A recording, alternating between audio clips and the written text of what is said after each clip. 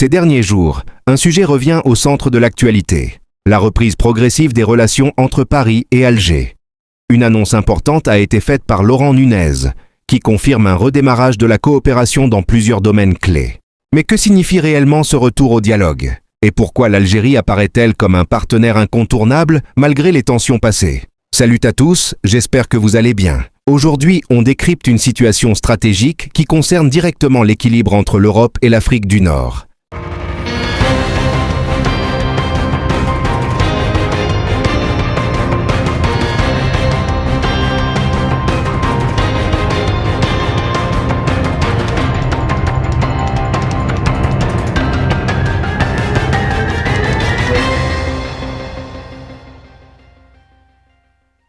Une coopération qui redémarre après une période de crise. Après une longue phase de tensions diplomatiques, les échanges entre la France et l'Algérie reprennent peu à peu. Cette relance concerne principalement 3 axes majeurs: la sécurité, la justice et la gestion des flux migratoires. Ces domaines ont toujours été au cœur des relations entre les deux pays.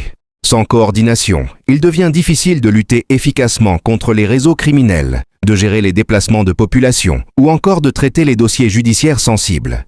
La reprise de ces échanges montre une chose claire. Malgré les désaccords, la coopération reste indispensable. Retour sur une crise qui a fragilisé les relations.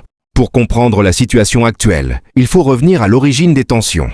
Un incident diplomatique survenu à Paris a provoqué une réaction immédiate des autorités algériennes.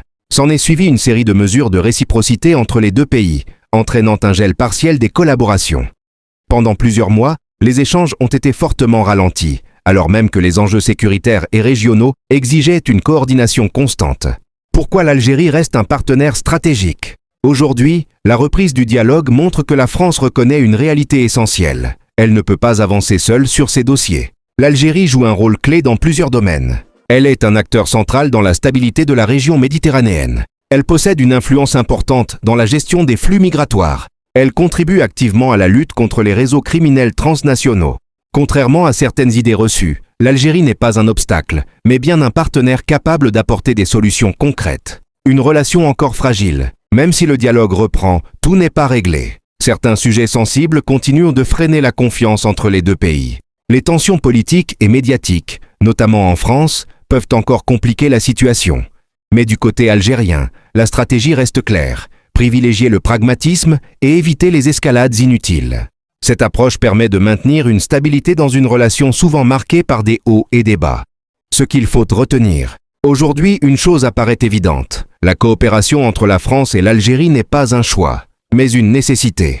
Malgré les crises, les deux pays ont besoin l'un de l'autre pour répondre aux défis sécuritaires, migratoires et diplomatiques. La reprise actuelle du dialogue est donc un signal important, mais elle reste fragile et dépendra des décisions futures des deux côtés. Et vous, qu'en pensez-vous? La France a-t-elle tardé à comprendre l'importance stratégique de l'Algérie? Ce retour au dialogue est-il sincère ou simplement temporaire? Dites-moi tout en commentaire et n'oubliez pas de vous abonner, liker et partager cette information. Ça fait plaisir et c'est gratuit. Abonnez-vous.